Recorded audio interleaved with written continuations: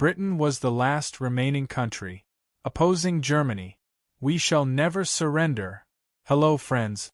In July 1940, on a map, Europe looked like this.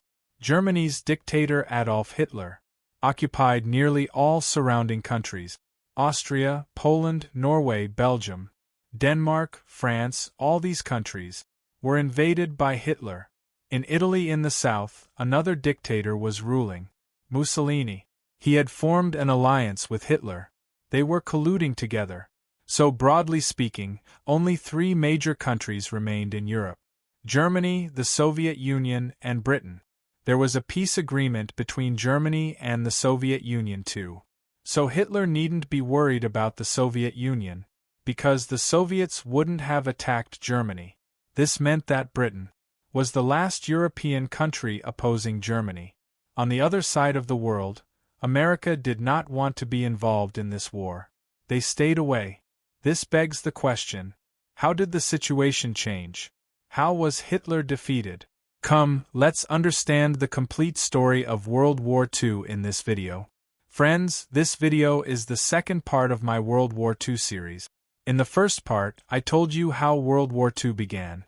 In this part, I'll explain how World War II ended, and how Hitler was finally defeated.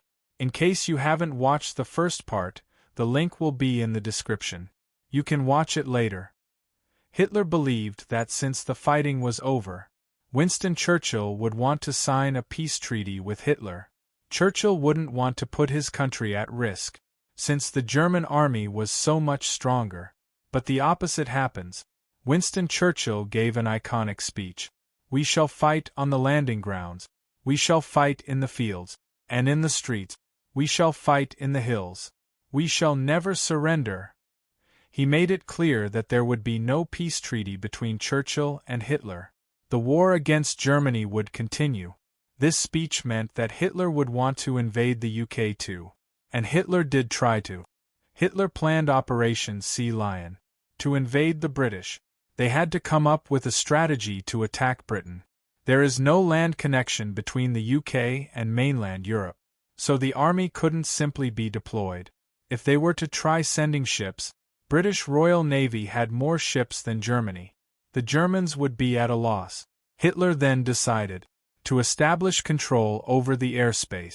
German Air Force Luftwaffe had 2,600 aircraft. The UK had only 700. So on July 10, 1940, Hitler attacked Britain from the sky.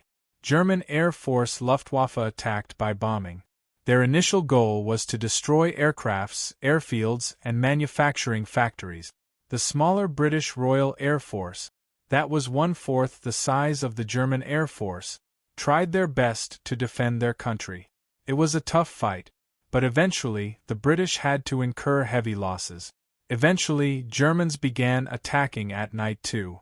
August 24, 1940 was such a night, when some German pilots mistakenly bombed London, killing many civilians. It was the Great Fire in the city of London, almost to be compared with the Fire of London in 1666. Pictures look like hell on earth. Winston Churchill was astounded by this war. Cities were being attacked. He decided to do the same. The UK retaliated by bombing Berlin. When Hitler saw this happening, unlike previously when he wasn't interested in bombing London, when he saw that cities were already being bombed by the UK, he decided to destroy London.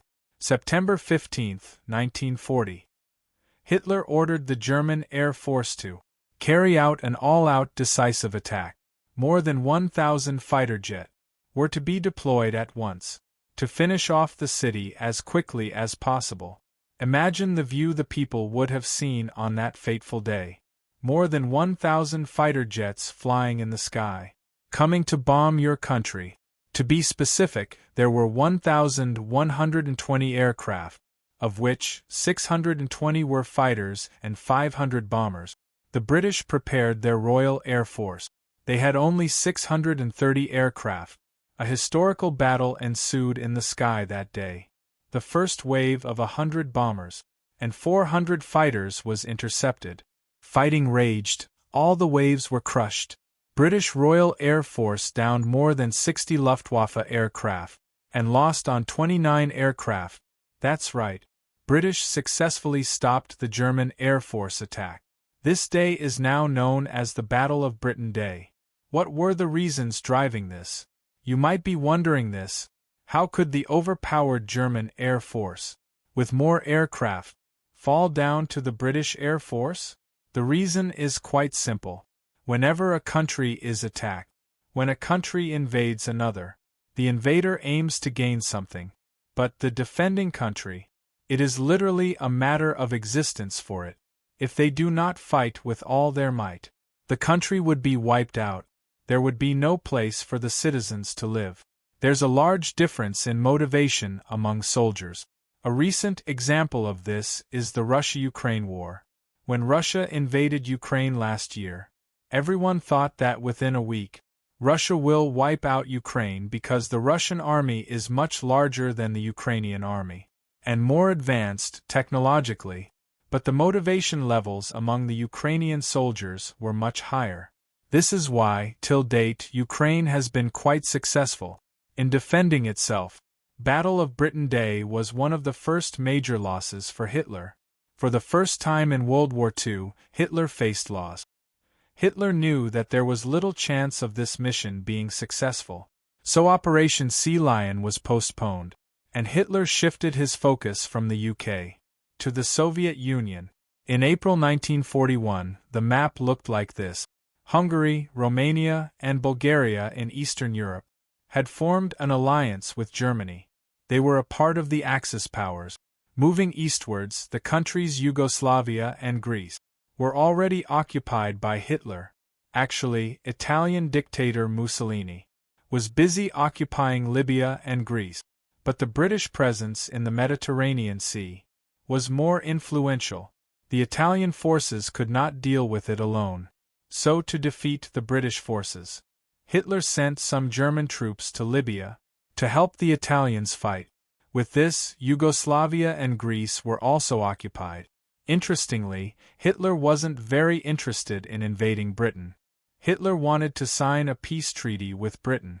Instead, he wanted to focus on the Soviet Union, and to defeat it so that Britain could be scared into signing the peace treaty.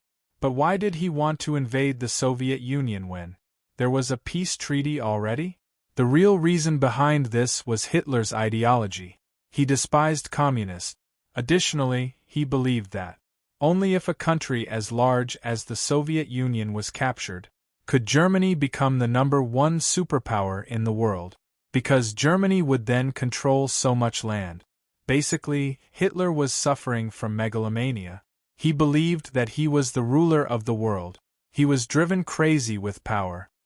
He believed that he could achieve everything, that he could rule over the entire world. But attacking the Soviet Union was a major mistake for Hitler. In fact, this became a turning point in World War II. Hitler's plan was simple. The way he invaded France, he wanted to invade the Soviet Union similarly, by dividing the German forces into 3 parts. The first group would travel across the Baltic region towards Leningrad, the city where Stalin resided. The second group would attack Moscow, and the third group would attack from the south, traveling through Ukraine. This operation began on June 22, 1941. The army of the Soviet Union was much larger than Germans. They had 20,000 tanks, and the Germans had only 6,000 tanks. But there was a major difference. The German technology was much better than the Soviet. This is why Hitler still had the upper hand in this war. To protect itself, the Soviet Union joined hands with Britain and became a part of the Allied powers. They formed a plan together to send supplies to the Soviet Union army. They decided on a route through Iran. But the problem was that the Iranian government favored Hitler. This is why the UK and the Soviet Union invaded Iran together. This wasn't very beneficial, because Hitler's blitzkrieg strategy helped the Germans invade 100 kilometers within 2 days, and occupy a large amount of Soviet Union territory. Within some weeks they had proceeded so much that They were only 300 kilometers away from Moscow. By this point in time, Hitler and his military commanders had some disagreements. Due to this, the next German advance was delayed till October. It started getting colder. The cold season gave the advantage to the Soviet. They were accustomed to fighting in the cold. On the other side with Japan, the Soviet Union found their second advantage there. Japan and the Soviets had signed a non-aggression treaty. This meant that the Soviet army troops stationed at the eastern border, fighting with Japan, they could return to the west and fight Germany to defend their country. In December 1941, another twist came to our story. Suddenly, Japan attacked USA's Pearl Harbor base. Without any provocation, more than 2,300 American troops were killed. Till this point in time, America did not want to be involved in World War II. Whatever was happening in Europe till now, America watched it from afar, but didn't want to be involved in it. They had enough in World War I. So America stayed out of World War II. But after the bombing of Pearl Harbor, America had had enough. At this point, America officially declared war against Japan and entered World War II. America entered the alliance with the Allied forces. It included major countries like the UK, the Soviet Union, and China. If you are wondering why Pearl Harbor was bombed, it had its own backstory, which I explained in the video on Hiroshima and Nagasaki. I made that video from Japan and America's perspective. In case you haven't watched it, you can watch it after this video. The link is in the description below. America took a few months to prepare for the war before entering into it.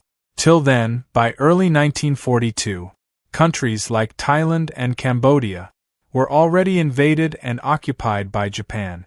By mid-1942, Hitler decided to focus on the southern Soviet Union, on their supply chain from Iran.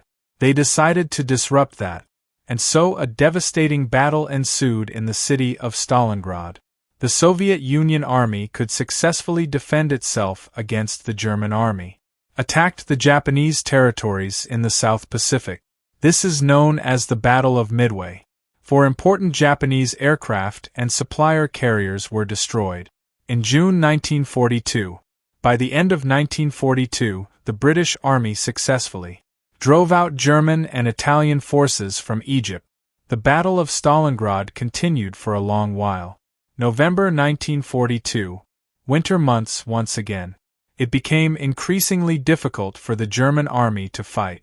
At one point, in Stalingrad, the German army had almost won over total control, but the Soviets continued fighting till the very end. The Battle of Stalingrad was the deadliest battle during World War II. Finally, the Soviet soldiers were successful. Nearly 300,000 German troops present in Stalingrad were surrounded by Soviet soldiers. These soldiers surrendered in February 1943. This was the biggest turning point in World War II. Some months later, in July 1943, the Italian citizens threw out dictator Mussolini. Literally, the anti-fascist movement emerged among the Italian masses. The civilians were fed up with their circumstances, and so they revolted against their dictator. Mussolini was executed by Italian partisans living in villages. Partisans are the civilians who take up arms to fight for some cause. An interesting fact here. Bella Ciao, the famous song. You would have heard it in the Money Heist series. This song originated in Italy during this period. If you've ever noticed, the song begins by addressing O Partigiano. Partigiano refers to the partisans. A new government was formed in Italy, and this new government decided to stop fighting the Allied forces. Steadily, the confidence among the Allied countries was rising that they could actually defeat Hitler. In November 1943, Stalin, Roosevelt, and Churchill met in Tehran to discuss how World War II could be ended. June 6, 1944, another historical day, known as the D-Day. On this day, the Allied forces began a terrifying operation to land on the battlefields. more than 150,000 British, American, and Canadian soldiers landed on Normandy beaches in France. They were to fight the German army on land, to free France. After the Dunkirk evacuation some years ago, this was the first time that the British army was on the ground to fight the German army. This was a dangerous situation for Hitler.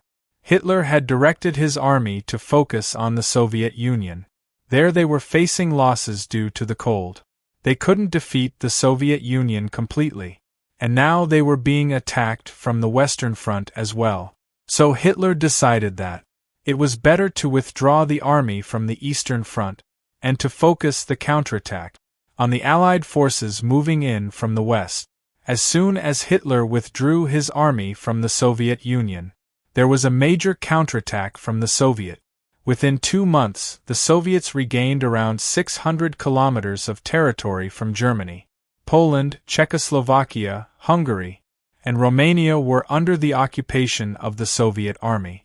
On the other side, the Allied forces landed in southern France too. One after another, countries were being liberated. Hitler's army was being thrown out. Yugoslavia threw out German troops on its own strength. Germany was being attacked from 3 sides. Hitler planned his last major offensive, the Battle of Bulge, in the forest region of Ardennes.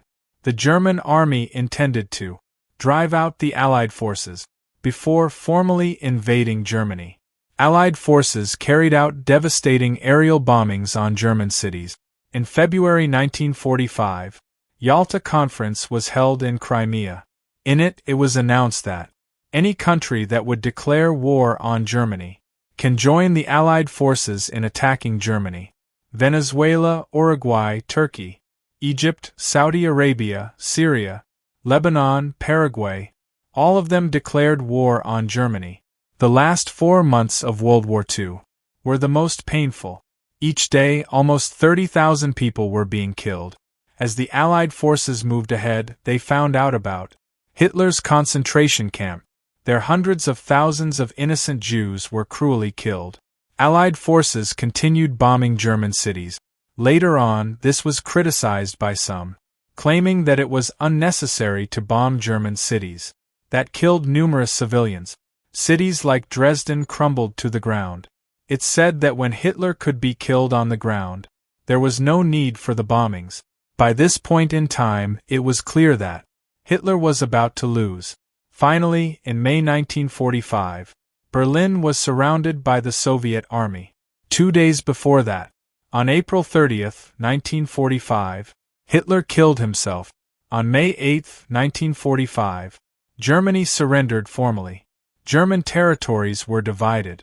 East Germany and West Germany were formed. Poland was recreated from a large part of East Germany. The borders of many countries were redrawn. Today, the map of Europe that you see, it looks the way it is because of World War II. The map before World War II was completely different. When the new government was formed in Germany, they had cordial relations with France. The long enmity between the two countries was finally at the end. Initially, to foster cooperation between the two countries, the European Coal and Steel Committee was formed, so that they could trade in coal and steel. Some years later, neighboring countries like Italy and Britain became a part of it too. Trading was taken to the next step, and eventually in 2000, European Union was formed, an organization that has erased borders between European countries, thanks to which, till today, there has been no other war like World War II.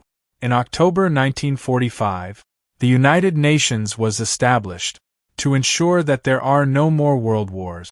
After this, the framework of World Bank, IMF, and NATO were set up. Friends, this is why you would have noticed the permanent members of the United Nations were actually the countries which were the Allied forces in World War II. An interesting fact that I haven't told you yet is that after Germany's surrender, World War II was not over. Japan took another 2 months to surrender.